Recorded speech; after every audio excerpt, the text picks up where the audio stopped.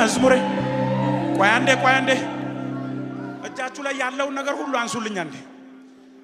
ማውለበለብል ትጀምራለህ። የማይራገፍ አጋንንታዊ አሰራር የለም።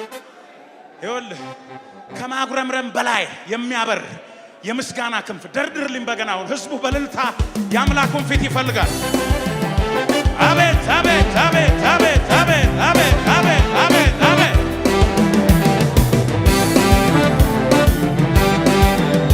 ክብር ክብር ክብር ክብር። አንተን ሳስብ ከጭንቀት ጎጆ ስር ወጥቼ በማመስገን ክንፍ በራለሁ።